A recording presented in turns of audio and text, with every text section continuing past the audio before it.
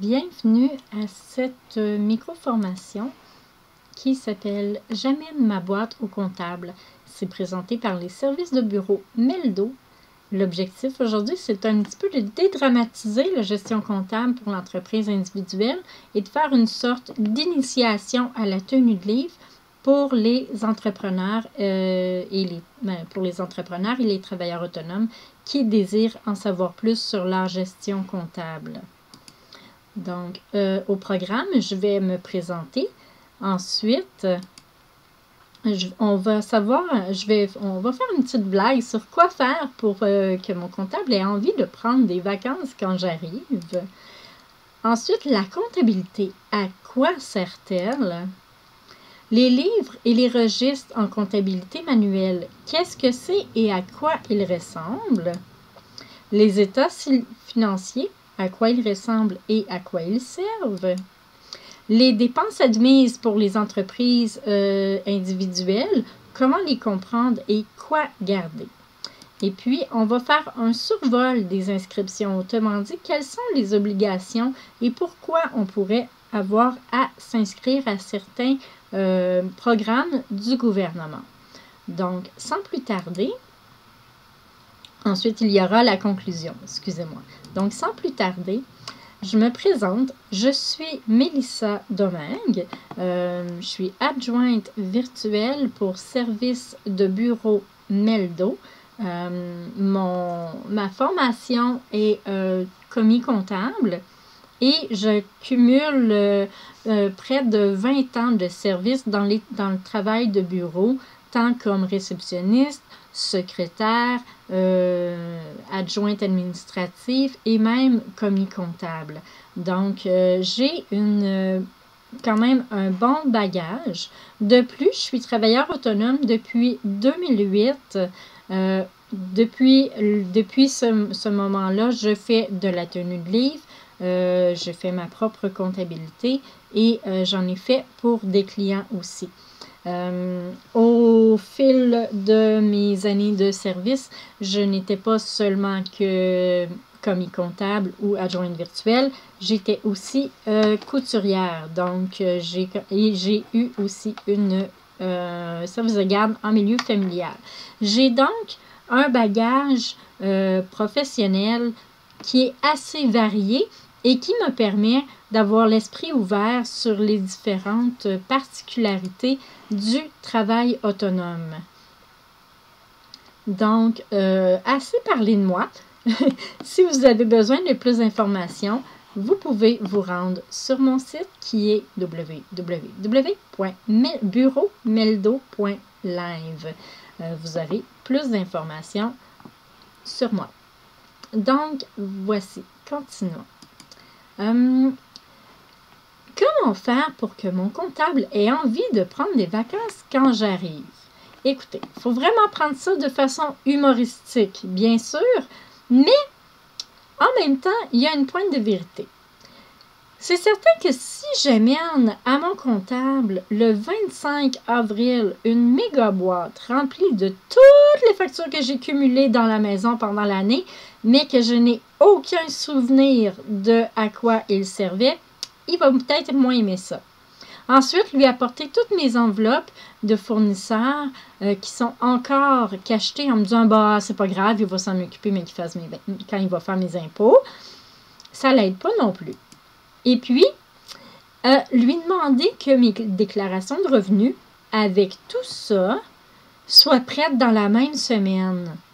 C'est vraiment une très, très bonne façon de faire en sorte qu'il ait envie de prendre des vacances. On imagine le tout répété 25 à 30 fois parce qu'ils ont plus qu'un client travailleur autonome dans leur base de clients. Donc, je ne sais pas si vous êtes d'accord avec moi, mais puisque pour la plupart des particuliers, on ne parle pas des particuliers en affaires, mais les particuliers, monsieur, madame, tout le monde, employés seulement, la déclaration de revenus est le 30 avril, la date maximum pour le rendre. Pour les les particuliers en affaires qui ont une entreprise individuelle et qui sont qualifiés de travailleurs autonomes, nous avons un délai de grâce qui va jusqu'au 15 juin pour produire la déclaration. Mais, si on a des montants à payer sur nos impôts, les intérêts vont courir à partir du 1er mai. Donc, c'est des informations que je tiens à vous dire. Vous pourrez les noter, on pourra en rediscuter plus tard. Mais si on apporte notre boîte le 25 avril au comptable, le comptable qu'on voit une seule fois par année, et que dedans, il y a plusieurs enveloppes qui n'ont jamais été ouvertes, donc qui n'ont eu aucun suivi à savoir si c'était important, si ça devait être payé, si c'était payé. Donc, on dénote un petit peu à notre comptable qu'on ne s'occupe pas vraiment de nos affaires parce qu'on se dit que lui va s'en occuper. Mais si on voit notre comptable seulement une fois par année pour notre déclaration de revenus, qu'on n'a pas fait aucune saisie d'informations, qu'on lui amène notre boîte comme ça, en Wego, je peux vous assurer qu'il ne sera pas content de vous voir. Parce que ils en ont plus que par-dessus la tête en faisant déjà les particuliers. Ils ont souvent aussi des entreprises incorporées qui terminent leur fin d'année le 31 décembre. Donc, ils ont très peu de temps pour arriver à tout faire. Oui, il y a un délai de grâce pour permettre aux travailleurs autonomes de finir de compiler ses propres papiers et les envoyer. Mais, comme j'ai mentionné, s'il y a des montants à payer au gouvernement, vos intérêts, ils courent à partir du 1er mai. Donc, est-ce que vous êtes gagnant de lui apporter tout ça comme ça et risquer, si vous êtes 25-30, à apporter vos papiers le 25 avril, que rien n'a été classifié, rien n'a été répertorié? Est-ce que c'est possible que le comptable déborde malheureusement? Très possible. Donc, pour éviter ça, c'est bon de faire sa comptabilité nous-mêmes. Et pourquoi on devrait faire notre comptabilité de façon régulière? Premièrement, le gouvernement du Québec a inscrit dans son aide-mémoire pour les travailleurs autonomes la notion suivante. Si vous exploitez une entreprise au Québec, vous devez tenir des registres. Si on ne les tient pas et qu'on a une vérification du gouvernement, ça fait mal. Parce qu'en plus, on doit mettre à l'intérieur tous les renseignements sur nos revenus et nos dépenses pour savoir exactement combien payer au gouvernement. Et on doit garder nos documents pendant 6 ans, que ce soit documents papier ou documents numériques. C'est important de les avoir à portée de la main dans le cas d'une vérification du gouvernement. Maintenant, qu'est-ce que ça me donne comme avantage ou comme avantage de de faire ma comptabilité régulière? Ça me permet d'avoir un meilleur suivi des entrées et d'argent. Je parle au jeu, mais on parle de nous ou de vous. D'accord? Donc, faire la comptabilité régulière, ça permet d'avoir un meilleur suivi sur les entrées et sorties d'argent. Ça permet d'analyser en permanence si les efforts qu'on fournit pour tel produit ou tel service sont rentables et font progresser l'entreprise. Ça permet de s'évaluer. Ça permet d'ajuster les marges de profit pendant l'exercice ou de pouvoir aussi avoir un meilleur potentiel de négociation avec les fournisseurs ou trouver des meilleurs matériaux si notre marge de profit est trop basse et qu'on ne fait pas assez de profit sur le développement de nos produits et nos services. Ça permet de se retrouver facilement dans le cas où on aurait besoin d'aller chercher des pièces ou une transaction. Si elle est déjà comptabilisée, on ouvre notre logiciel ou notre livre comptable et on cherche la transaction avec son nom et c'est plus facile de se retrouver. Ensuite, les frais comptables au moment de la production de la déclaration de revenus vont être beaucoup moins chers car ils n'ont pas besoin de tout classer, tout répertorier et de faire les rapports financiers qui auraient pu être faits par l'entrepreneur ou par un commis comptable, une personne à qui aurait été déléguée la comptabilité en cours d'exercice.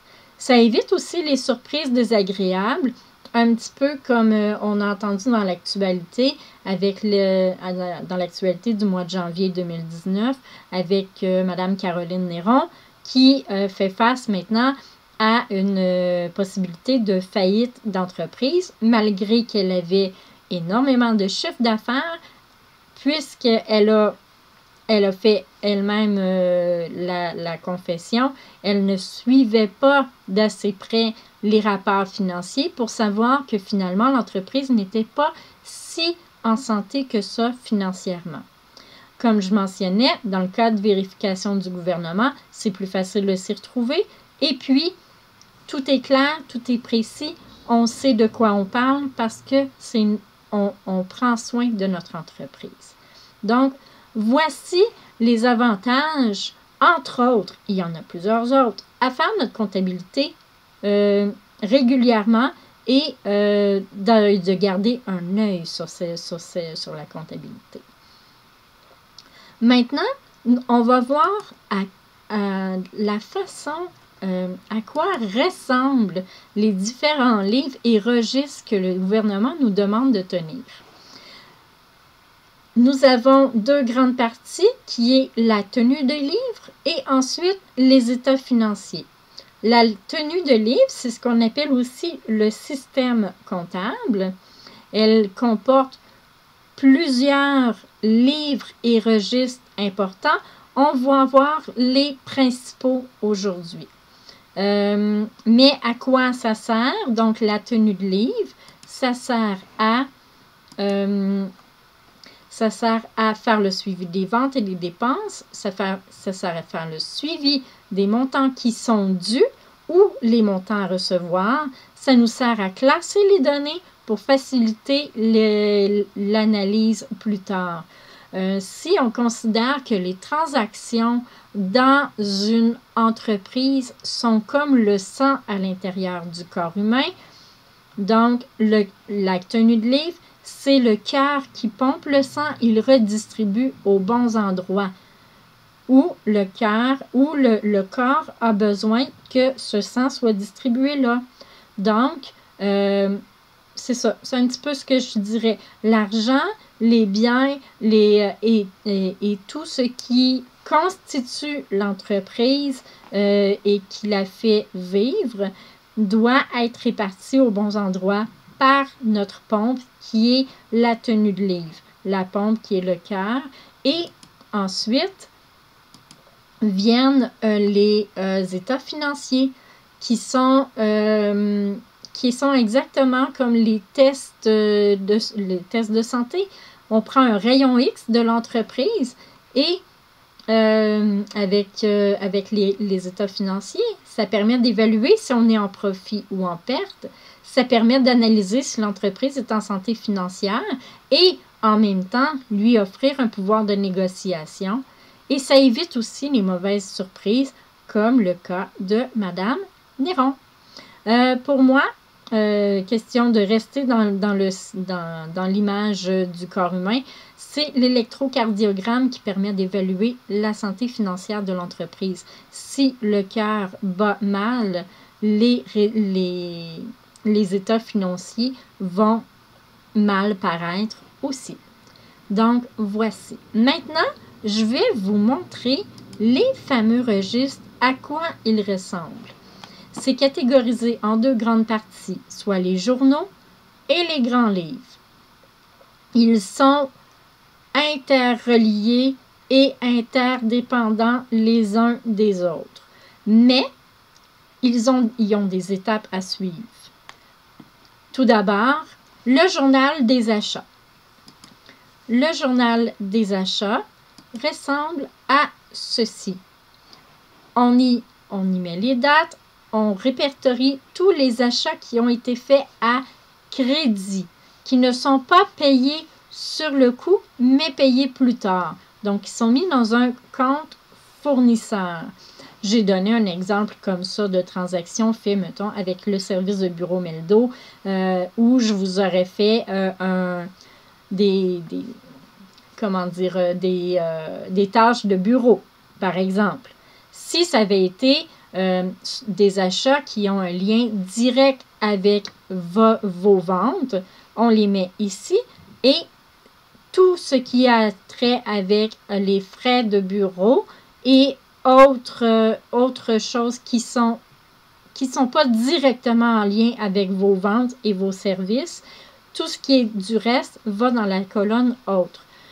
Je dis que dans le fond, tous les documents que je vous présente comme ça, en extrait, vont être disponibles sur le site web pour travailler avec. De plus, ce que je vous présente ici, ce sont des documents pour faire une comptabilité manuelle. Mais si vous avez un logiciel, le logiciel va tout faire les journaux pour vous. Donc, voici. Premièrement, avec les achats, vient ensuite le journal. Oups, au revoir les achats. Le journal ensuite des ventes. Le journal des ventes ressemble énormément à celui des achats, à la différence que l'on comptabilise les ventes et qu'au lieu d'avoir un compte fournisseur, plus loin, c'est un compte client. Là aussi, j'ai fait des transactions fictives pour pouvoir vous montrer un petit peu à quoi le document ressemble lorsque vous en aurez besoin. Suite au journal des ventes, on voit le journal des décaissements, ce qui veut dire l'argent qui sort. Là aussi, je vous ai fait des exemples de ce à quoi ça ressemble. Je n'expliquerai pas tout en détail, mais c'est pour vous montrer un certain visuel. Le journal des décaissements, c'est l'argent qui sort de l'entreprise et non celle qui entre. Suivi de cela, bien sûr, vient le journal des encaissements qui ressemble sensiblement au compte des décaissements, mais à la différence que le montant en argent, c'est que l'encaisse augmente. Encaisse, je pourrais vous expliquer plus en détail ce que veulent dire les DT et les CT dans une partie de tenue de livre un peu plus appliquée, qui sera éventuellement disponible sur le site web. Après le journal des encaissements, vient le journal général. Donc, tout ce qui n'a pas été possible de répertorier dans ces 4 journaux, on le comptabilise dans le dernier journal qui est le journal général. Donc, dans ce journal, sera souvent ce qui passe directement dans le compte bancaire et qui n'a pas eu une facture directement. On parle des frais bancaires, exemple les retraits directs d'assurance, donc tout ce qui n'a pas été comptabilisé dans les autres journaux. Maintenant, si on ne veut pas avoir à travailler avec 5 petits journaux comme ça, je vous en montre un qui est condensé, que je lui ai donné un nom, mais tout dépend de la tenue de livre que vous en faites. Je l'appelle le registre des transactions. C'est c'est le grand cahier comptable, si on le fait sur papier, avec 30 colonnes. Ce qu'on voit en fond ici d'image, on peut le faire dans un tableur avec les comptes récurrents, ceux qu'on sait qu'on se sert le plus souvent. Ça ressemble un peu à ceci. Toutes les transactions que je vous ai montrées tout à l'heure, sont répertoriées dans un seul document avec les totaux à la fin que l'on va venir mettre dans ce qu'on appelle les grands livres. avant de passer au grand livre, je veux vous montrer, excusez-moi, je veux vous montrer un plan comptable parce que le plan comptable est la base de l'entreprise, de la comptabilité de l'entreprise. C'est le registre de tous les comptes de l'entreprise. Les comptes d'une entreprise, ce sont toutes les dépenses, les revenus, les biens qui sont regroupés sous un même nom. On va prendre ici l'exemple du loyer à payer. Si on a notre loyer qu'on paie plus tard que la période en cours, on va regarder ici aussi les produits qui sont les ventes et les revenus plutôt, qui sont les produits, et les charges qui sont les dépenses.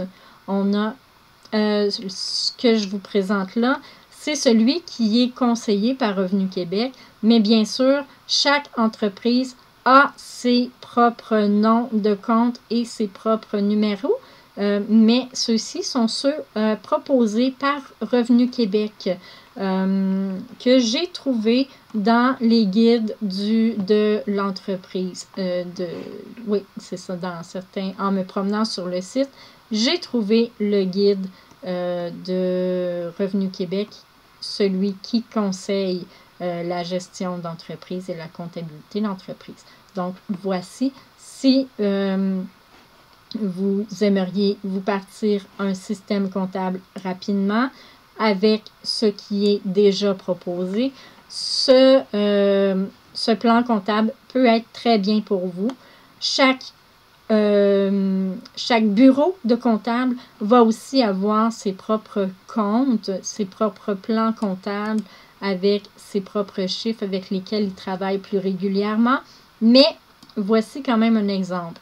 Dans les comptes que je vous ai montré tout à l'heure, il y en avait de transactions au courant, transactions bancaires, il y avait pour les comptes clients, ici les comptes clients, il y avait les comptes fournisseurs que l'on va voir dans quelques instants. Je reviens au PowerPoint. Oups, excusez-moi. Donc, j'y reviens. Nous reprenons où on en était rendu. Donc, voici le registre. Ce que l'on voit ici, ce sont les noms des comptes comptables que je viens de vous montrer dans le formulaire, ou ceux ici qui sont là sont ceux pour les prochains, les auxiliaires.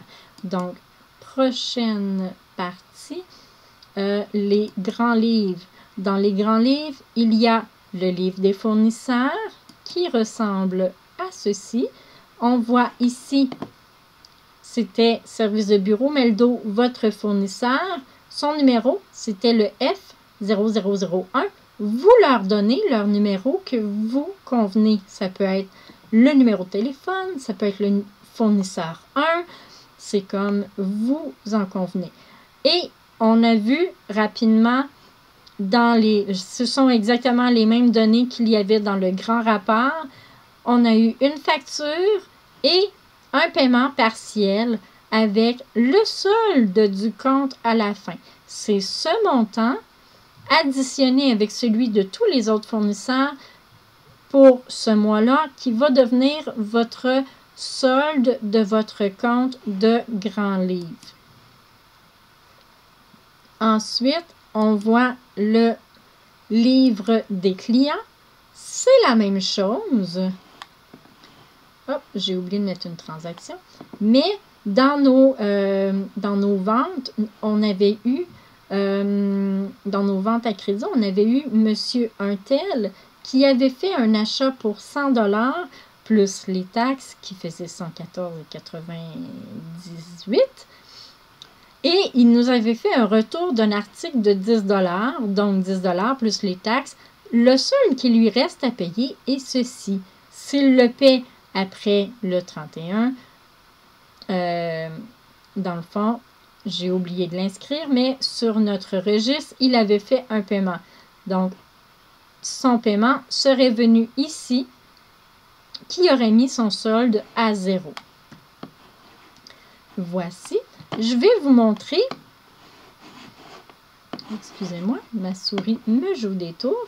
Alors, on va lui jouer des tours à elle aussi. Donc, on en arrive au grand livre. Le grand livre, c'est l'ensemble de tous les comptes que je vous ai montrés dans le plan comptable précédemment. Je vous montre seulement 2, mais chaque petit poste du plan comptable que je vous ai montré précédemment, la grande liste, a un compte comme ceci. Si vous regardez bien, c'est exactement la même disposition que votre relevé bancaire. Et on commence avec un solde d'ouverture. On prend en considération que l'entreprise n'avait pas d'argent comptant sur elle au 1er janvier, mais elle a reçu des paiements pour 287,44 en argent, ce qui amène le solde à 287,44. Si on avait fait des dépôts, ils auraient été inscrits ici et dans le journal général vu plus tôt, pour ce qui est des dépôts. On voit que le compte bancaire a eu du roulement. On est très chanceux. Vous êtes très chanceux. Votre entreprise avait quand même un très bon solde au départ au 31 décembre. Donc, tous les encaissements du mois par nos clients et les montants que l'entreprise a payés à partir de son compte bancaire, ce qui amenait son solde à ce montant. C'est ici, ce qui est dans le carré, dans le rectangle plus foncé, que nous allons au 31 janvier transposer sur la prochaine partie qui est nos rapports financiers. Excusez-moi. Donc, jusque-là, j'espère que ça va bien pour vous.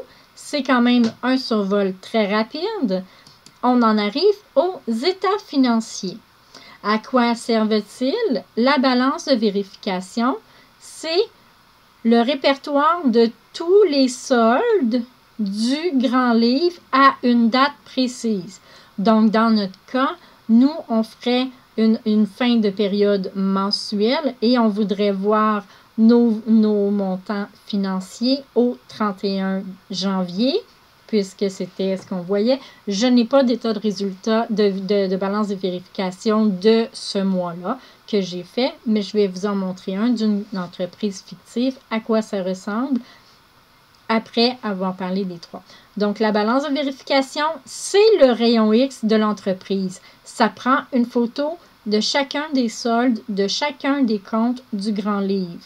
Donc, si on prend le plan comptable qu'on a vu plus tôt, chaque numéro a son livre, donc son compte, et ils sont répertoriés là.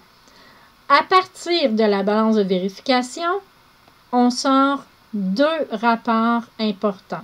L'état des résultats est celui qui nous permet de savoir si l'entreprise fait des bénéfices ou des pertes. C'est lui qui nous permet de voir nos ventes moins nos dépenses. Quel est notre taux, notre montant de bénéfices ou de pertes? C'est sur ce dernier et sur une partie du bilan. Non, c'est surtout sur ce dernier qu'on va être imposé. Donc, et le bilan, c'est ce que l'entreprise vaut exactement.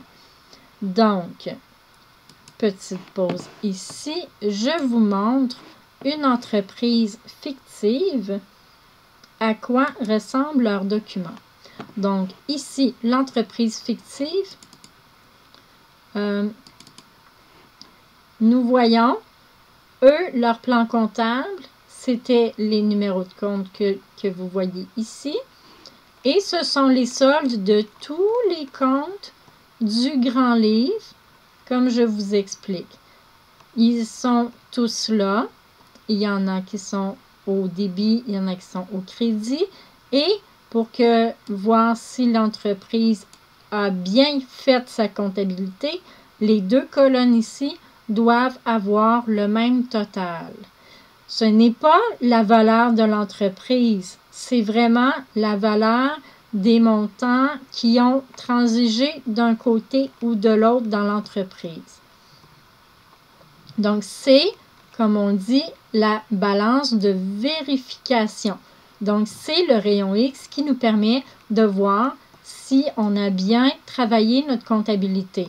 Si on l'a bien travaillé, les deux montants ici vont être égaux. Parce que là, on parle aussi en comptabilité manuelle. C'est plus facile de faire des erreurs. Si c'est fait par un logiciel, le logiciel vous donne un avis quand vous entrez votre transaction. Si les deux colonnes, la colonne qu'on dit de débit et de crédit, sont égales dans vos transactions. Mais si on fait une comptabilité manuelle ou avec le logiciel tableur, comme je vous ai montré, il y a des possibilités qu'on retranscrive mal les informations et donc qu'il y ait des débalancements, comme on dit. Donc, avant de faire les prochains états financiers, il faut vraiment s'assurer que les deux côtés ici balancent dans notre balance de vérification. Viendra ensuite, comme je vous mentionnais, l'état des résultats. L'état des résultats, on va l'agrandir un petit peu. Ce sont les produits vus plutôt dans le plan comptable, donc tous les revenus ici qui arrivaient à un total de 329 032 et 19. 329 032 $ et 19 sous que cette entreprise a fait en produits, donc en chiffre d'affaires.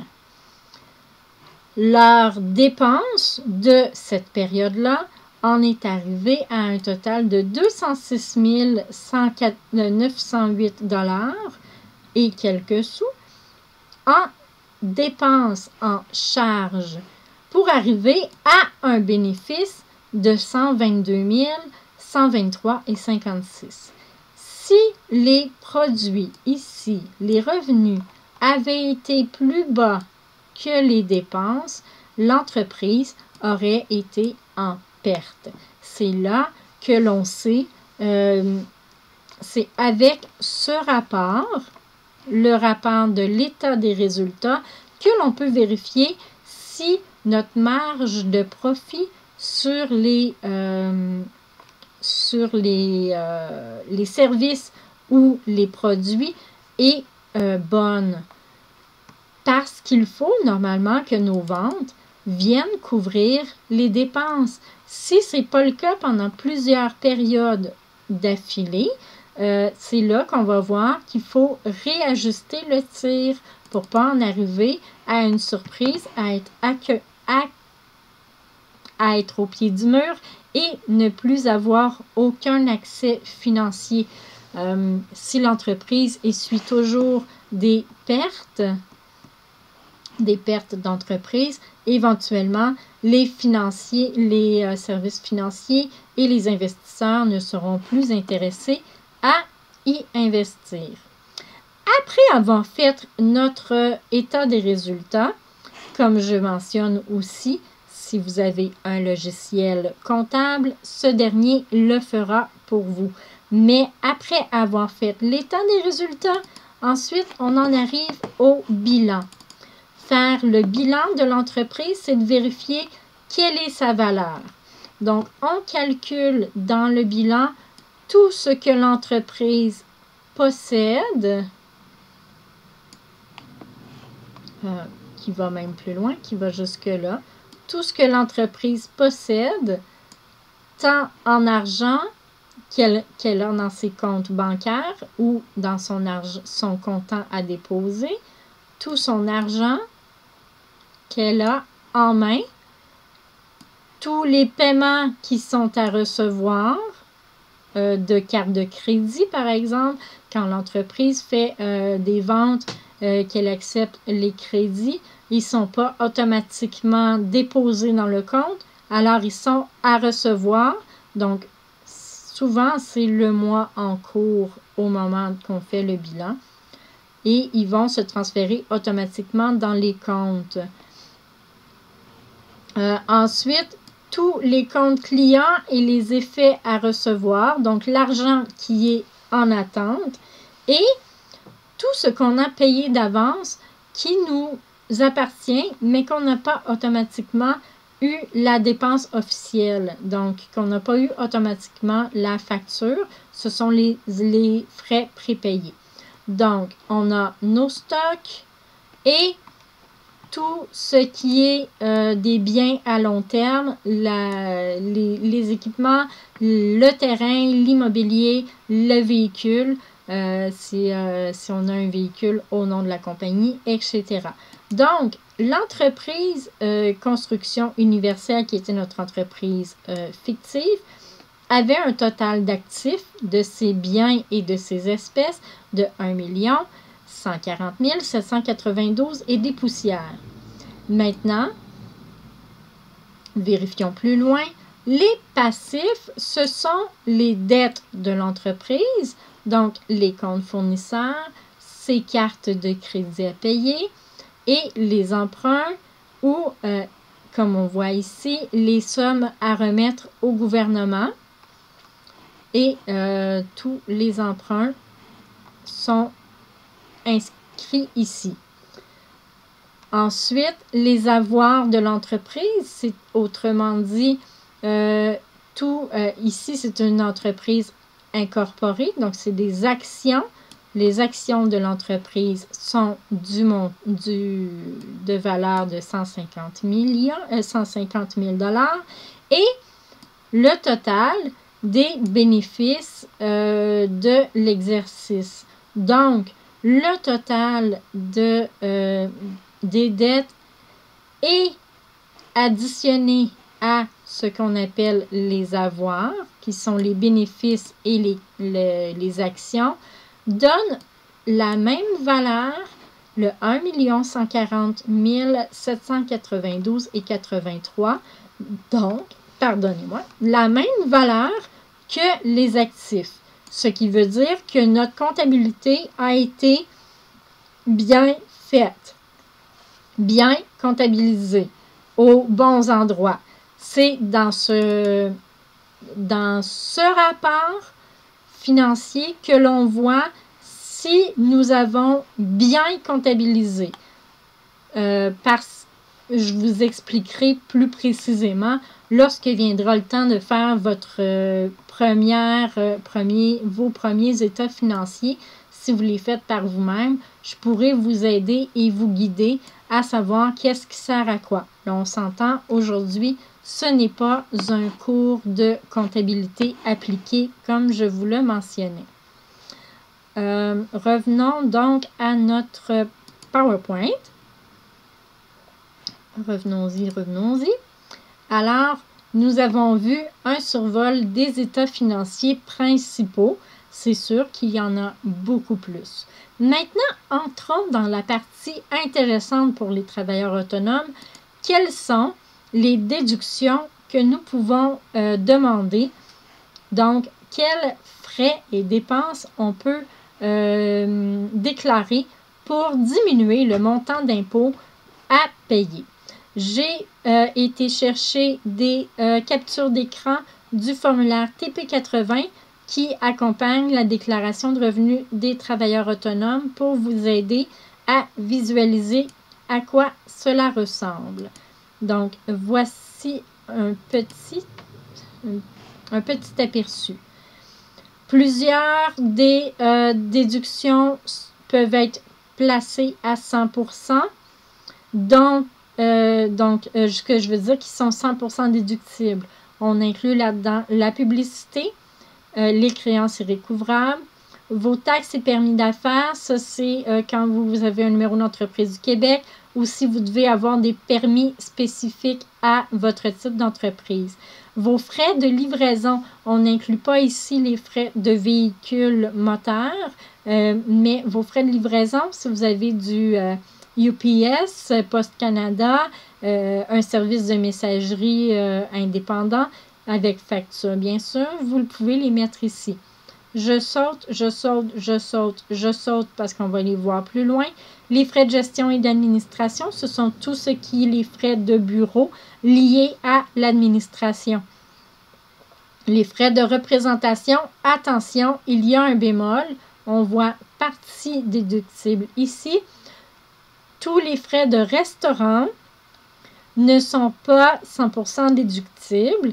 Ils sont déductibles à 50% seulement, jusqu'à concurrence de 1% du chiffre d'affaires total. Donc, si vous avez beaucoup de factures de restaurant dans vos dépenses d'entreprise, vous allez avoir une vérification assurée parce que c'est très rare que l'on ait 365 frais de représentation pour des rencontres avec des clients. Donc, c'est certain qu'on va vous demander de fournir votre agenda avec la preuve de tous les rendez-vous que vous avez eus si votre entreprise déclare plus que 1% de votre chiffre d'affaires total. Ensuite, les frais de véhicule, je passe, on va les voir plus loin. Qu'est-ce que l'on peut faire avec? Les frais de participation, frais de bureau, ce sont toutes les fournitures et tout ce qui a frais au bureau à domicile. On va le voir plus loin. Les frais de participation à un congrès, le Revenu Québec accepte que nous déclarions 2 congrès de formation par année. Je n'inclus pas là-dedans les formations comme celles que vous avez eues, les personnes qui ont entendu la première fois cette formation en conférence web. Ce n'est pas inclus là-dedans. Ça, c'est inclus dans les frais de gestion et d'administration en tant que formation continue. Mais vos frais de participation à des congrès annuels de votre ordre professionnel ou de votre rassemblement en tant que distributeur, vous pouvez en déduire 2. Les fournitures, on parle de fournitures de bureau. À l'intérieur, on parle de papeterie, de toute votre papeterie, de vos cartouches d'encre et entre autres, de vos logiciels que vous vous êtes fournis pendant l'année. Vos frais comptables, frais juridiques et judiciaires. Ici, on va inclure toutes vos consultations professionnelles en but de faire avancer votre dossier à la cour ou auprès de professionnels qui sont d'un ordre juridique ou professionnel. Impôts fonciers, loyer, je passe. On va aller voir plus loin. Salaire et avantages et cotisations de l'employeur. On s'entend que si vous avez des employés, tous les salaires et les cotisations, ils sont 100% déductibles. Vos frais de déplacement, mais sans véhicule moteur. Ici, on inscrit vos frais de stationnement. Si vous avez à payer des stationnements pour vos rendez-vous d'affaires ou pour atteindre votre bureau, si vous avez un bureau à l'extérieur. On parle aussi de frais de taxi et d'autobus, vos passes mensuelles, si vous en avez. Les frais de télécommunication, si vous avez un téléphone cellulaire dédié à l'entreprise ou un numéro dédié à l'entreprise, vous pouvez le passer à 100%. Sinon, vous calculez un pourcentage d'utilisation. Électricité, chauffage et eau vont dans la 3e partie qu'on va voir plus loin. Les amortissements, c'est un peu plus compliqué. On pourra voir ça dans un coaching personnel pour vous expliquer qu'est-ce qui est quoi et comment on les calcule. Et ensuite, on voit aussi plus loin les pertes d'entreprise. Dans cela, on peut inscrire les vols, si on s'est fait voler, et autres liens de perte si on fait des ventes d'immobilisation et que nous récoltons moins que sa valeur. Il y en a d'autres, on peut les préciser. Ce n'est pas complètement coulé dans le béton et si on peut les prouver, le gouvernement va les accepter. Vient ensuite les frais de véhicule. Les frais de véhicule, c'est très important de savoir que l'essence, les frais d'entretien, vos frais de location, vos frais d'immatriculation, de permis de conduire et les primes d'assurance du véhicule, les intérêts sur votre prêt de financement, vos frais d'essence et vos frais de stationnement qui sont pour l'entreprise sont déductibles. Mais attention, ils ne sont pas 100% déductibles. Ils sont déductibles en fonction du kilométrage que vous faites pour votre entreprise. Donc, on doit tenir un livre de millage. Je pourrais vous en montrer un éventuellement. J'en ai un en format tableur qui peut être facile, qui peut être bien pour travailler avec. Sinon, dans votre magasin de fourniture de bureau le plus près de chez vous, il y en a aussi qui s'appellent des cahiers de kilométrage ou logbook. Donc, on calcule le kilométrage parcouru par l'entreprise que l'on divise par le kilométrage total que le véhicule a fait pendant son année, ce qui nous amène un pourcentage qui est le pourcentage d'utilisation. Ici, nous voyons 0, c'est parce que quand j'ai pris la capture d'écran, c'était dans un formulaire PDF auto-remplissable, alors il a automatiquement calculé 0 partout. Mais c'est quand même très facile de le calculer si on prend notre kilométrage à chaque période importante et à chaque rendez-vous à l'extérieur où vous utilisez votre véhicule. Donc, quand vous avez des rendez-vous d'affaires, notez toujours votre kilométrage au début et votre kilométrage à la fin ou le kilométrage que vous avez parcouru pour l'entreprise que l'on note dans l'agenda à côté du rendez-vous et c'est plus facile comme ça de faire le suivi. Donc, voilà. Comme j'ai mentionné, toutes les dépenses en lien au véhicule sont déductibles en fonction du pourcentage que vous allez trouver à la fin de l'année de votre utilisation. La dernière partie, et non la moindre, ce sont les frais de logement. Autrement dit, si votre bureau est à l'intérieur de votre domicile, vous pouvez déduire une partie des dépenses de bureau.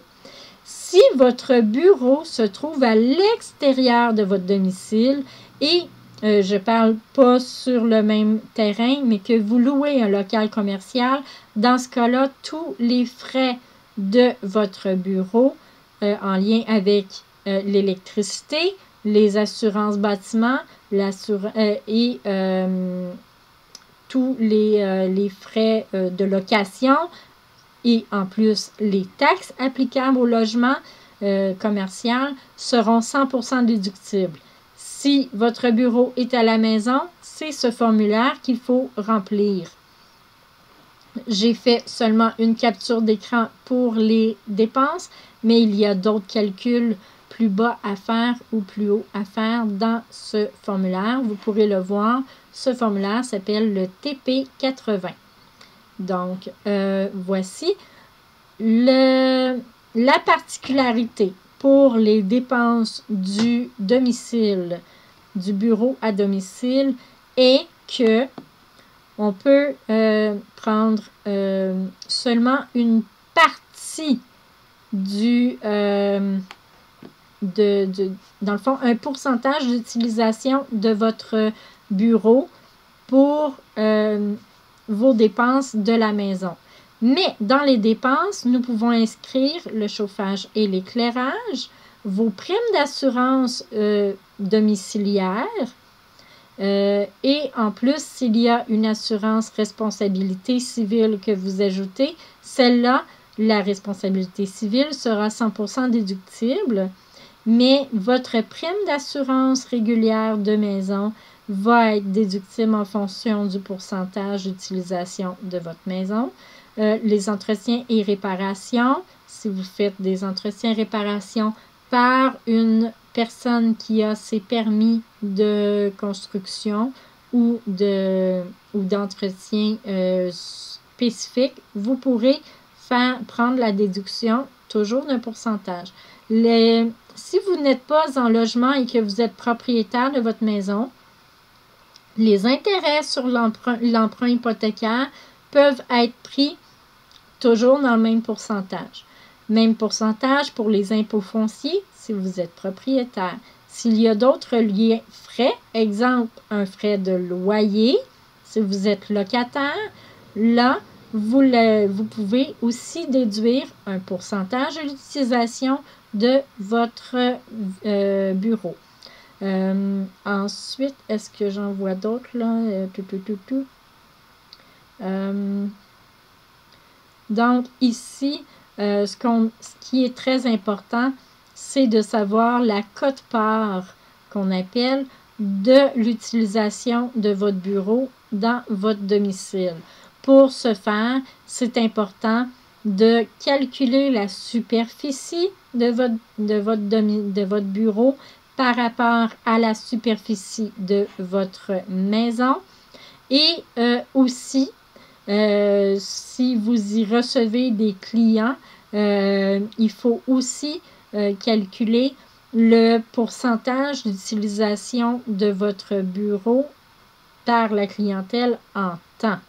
Donc, c'est un peu compliqué à dire rapidement comme ça, mais il y a des calculs assez simples Non, il y a des calculs que je pourrais vous aider à les faire lorsque vous serez rendu à faire votre première déclaration de revenus comme travailleur autonome. Si vous voulez en faire vous-même les calculs. Sinon, votre comptable pourra vous aider à les vérifier. Donc, voici, c'était les déductions en accéléré. C'est certain que le formulaire TP80 de Revenu Québec est un guide pour vous aider à savoir quoi vous pouvez déclarer. Mais, bien sûr, il y en a plusieurs, beaucoup plus, qui peuvent être prises. Et encore là, votre comptable qui fait votre déclaration de revenus pourra vous aider à savoir ou si vous rencontrez un comptable fiscaliste, il pourra vous aider à bien cibler vos déductions, donc les dépenses admissibles. Passons maintenant à la partie des inscriptions gouvernementales d'une entreprise. Les inscriptions. Donc, premièrement, tout ce que je vous dis ici, vous pourrez avoir les informations sur comment vous inscrire, soit au registraire des entreprises du Québec, chez Revenu Québec ou au gouvernement, à l'Agence du revenu du Canada. Vous pouvez visiter les sites des entreprises et des organismes pour voir quels sont vos droits et vos obligations.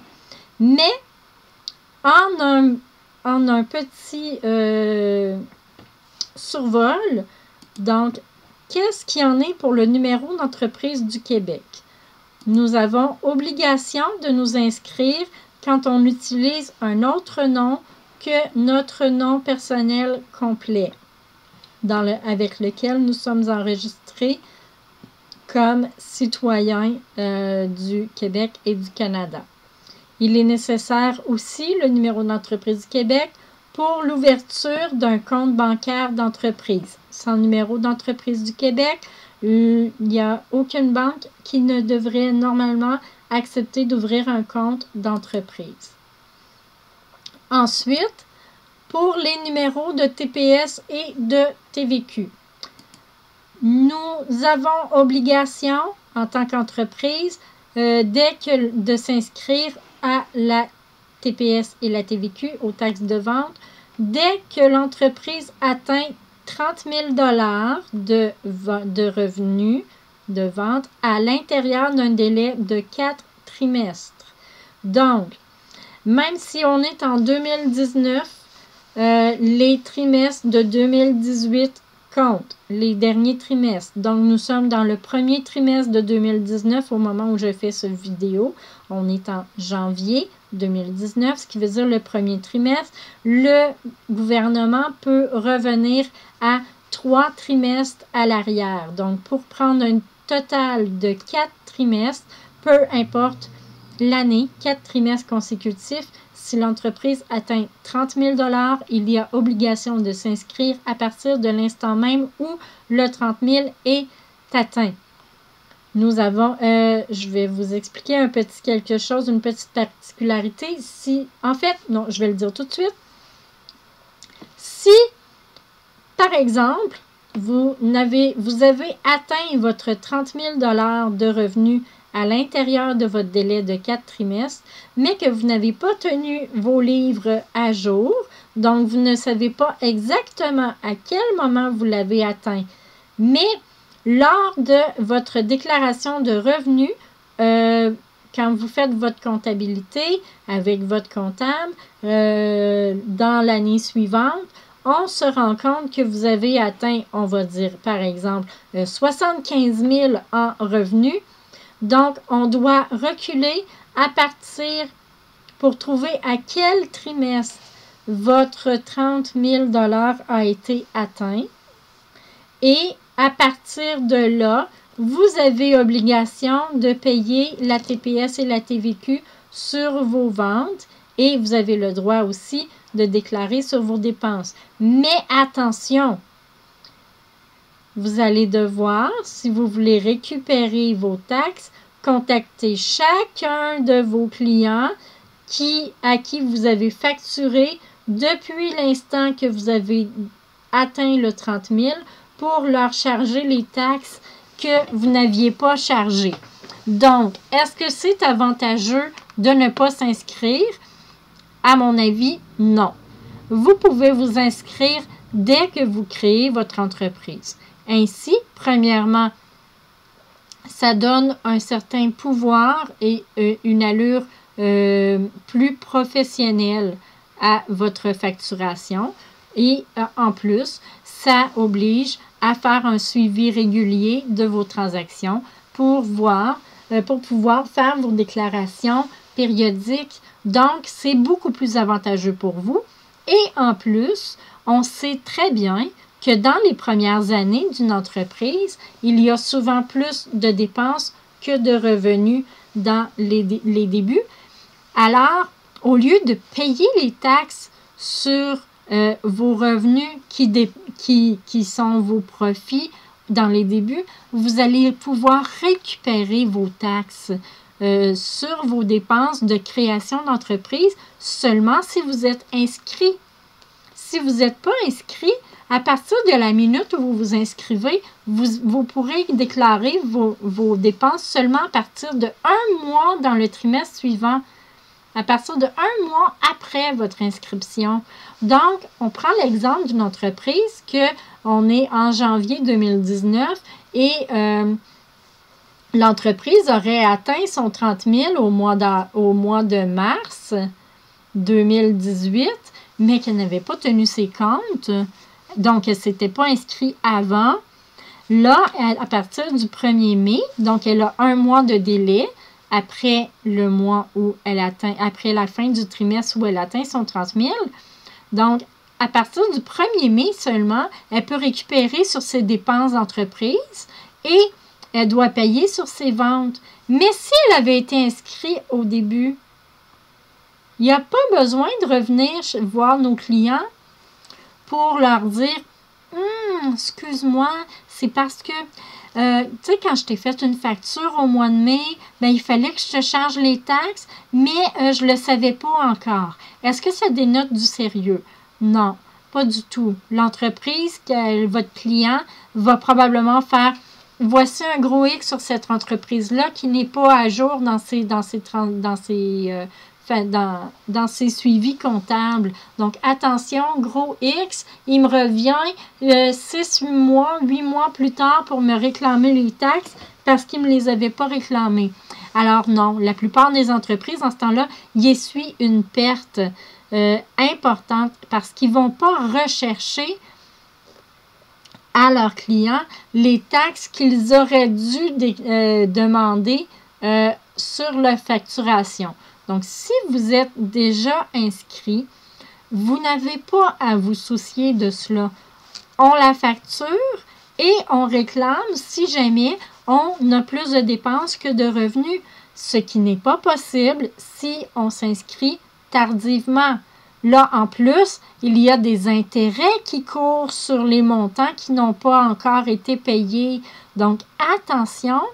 Et en plus, ben moi et plusieurs autres entrepreneurs, on sait très bien que c'est avantageux d'être déjà inscrit aux taxes. De un, pour avoir le niveau de sérieux, le démontrer sur notre facturation. Et en plus, bien, ça nous oblige à faire un suivi rigoureux de nos transactions pour ne pas payer trop si entre autres. Donc, et ne pas avoir en plus de pénalités à devoir payer et essuyer la perte de ce montant de taxes-là qui aurait dû être facturé. Donc, voici pour la TPS, la TVQ. C'est encore là un survol et ce n'est pas un cours de fiscalisme non plus. Ensuite, vient les retenues à la source sur les salaires. Il y en a plusieurs autres inscriptions que vous pouvez faire, mais là, moi, je vous parle des principales pour les travailleurs autonomes.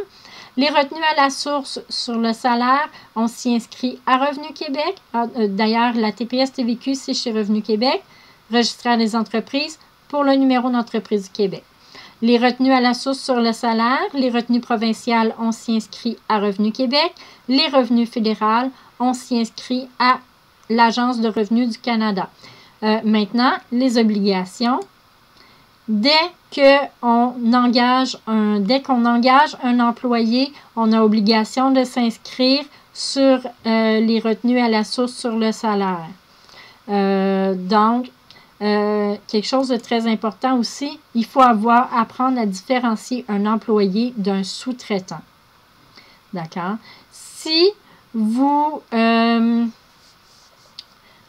engagez quelqu'un et vous lui dites l'horaire auquel il va avoir à se présenter à votre bureau pour travailler, si vous lui dites son horaire, si vous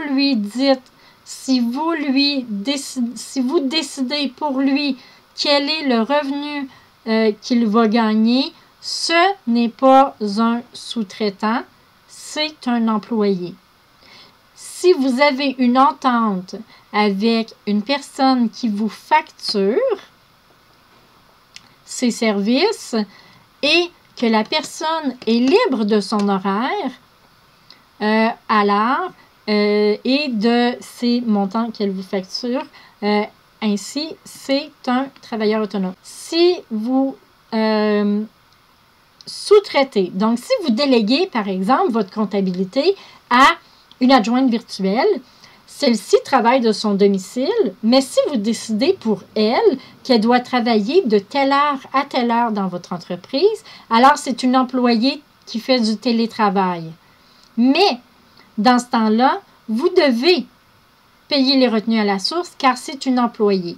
Mais si je parle entre autres de cette personne, si la personne à qui vous déléguez le travail est propriétaire de sa propre entreprise et vous facture, dans ce cas-là, c'est un sous-traitant.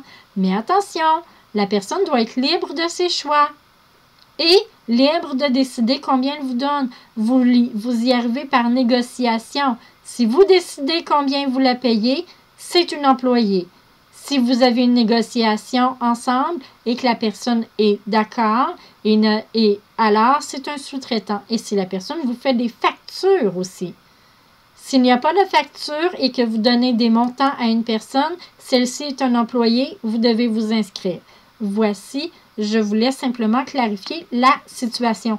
Donc maintenant, j'espère vous avoir aidé un petit peu à clarifier la tenue de livre rapidement et la gestion d'entreprise en survol. Je tiens à vous remercier que vous ayez écouté jusqu'au bout. Et puis maintenant, en conclusion, la comptabilité, c'est une des facettes importantes de votre entreprise. Il ne faut pas la négliger. Elle est aussi importante que vos tâches qui vous sont lucratives parce qu'elle vous permet de savoir où s'en va votre entreprise. On peut déléguer la comptabilité. Cela fait économiser du temps à l'entrepreneur qui peut faire ses tâches productives, justement ses tâches lucratives.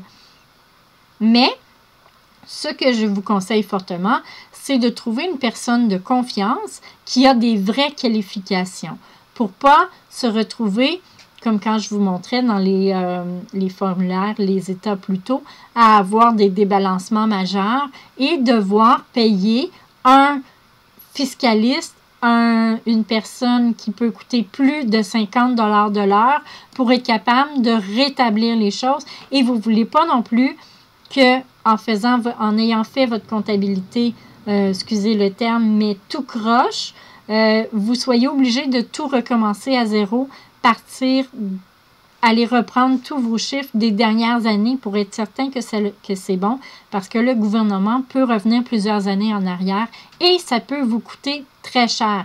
Donc, prenez une personne de confiance qui a des vraies qualifications et qui a de l'expérience dans le domaine où vous êtes.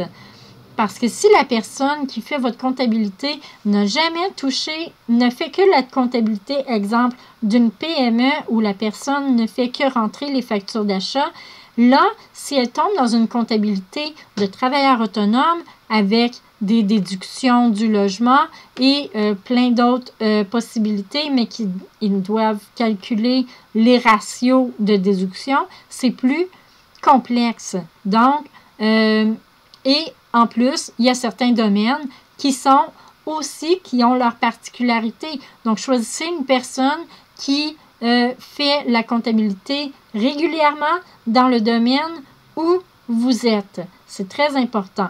Ou une personne qui a des connaissances beaucoup dans le travail autonome. Ensuite, rappelez-vous toujours que le temps, c'est de l'argent pour tout le monde, même pour votre comptable. Si on lui demande de travailler des heures et des heures et des heures à faire votre comptabilité parce que vous voudriez continuer de lui apporter votre boîte pleine de factures, il faut être conscient qu'il va y avoir plusieurs zéros. Si la personne est consciencieuse, elle va passer beaucoup de temps à faire une comptabilité qui vous aurait coûté probablement moins cher pour faire votre déclaration de revenus. Sur ce, je pense aussi à penser à la quantité d'argent que vous préférez mettre. Est-ce que vous préférez déléguer à quelqu'un 2-3 heures par semaine et payer, bon, si on prend un exemple de 50 $ de l'heure, ce qui est le tarif d'un cabinet comptable avec plusieurs comptables. Est-ce que vous préférez payer 3 heures par semaine ou par mois, tout dépendant de la quantité de transactions, ou vous préférez payer 100-120 heures de travail ou 100 heures de travail une fois par année. Donc, on divise par le nombre de périodes qu'on a besoin ou on le fait faire en une fois par notre comptable à la fin de l'année, d'où parfois les factures de 2 à 3 000 $ facilement. Donc, c'est là. Le temps, c'est de l'argent et pour tout le monde. Donc, si on prend un peu de temps réparti sur toute l'année, au bout du compte, ça vous revient quand même moins cher à débourser que le demander une seule fois à votre comptable avec votre grande boîte pleine de factures. Et tout dernièrement, quelque chose d'important, c'est important de prendre le temps de comprendre vos états financiers. Premièrement, ça donne à l'entrepreneur plus de pouvoir de négociation car il connaît la santé de son entreprise. Sur ce, j'espère vous avoir aidé. C'était quand même une longue formation, mais je crois que c'est important pour les travailleurs autonomes de savoir quelles sont les bases de la gestion de leur entreprise. Sur ce, ça va me faire plaisir de communiquer avec vous et de prendre un temps de coaching si vous en avez besoin. N'hésitez pas à aller visiter plus loin dans le site. Si vous avez eu accès à cette formation, c'est que nous avions déjà eu un contact ensemble. Alors, je vous remercie et je vous souhaite une très bonne journée. À la prochaine. Si vous avez plus de questions, n'hésitez pas à communiquer avec moi par les différentes façons que nous avions déjà communiqué. Passez une très belle journée. À la prochaine!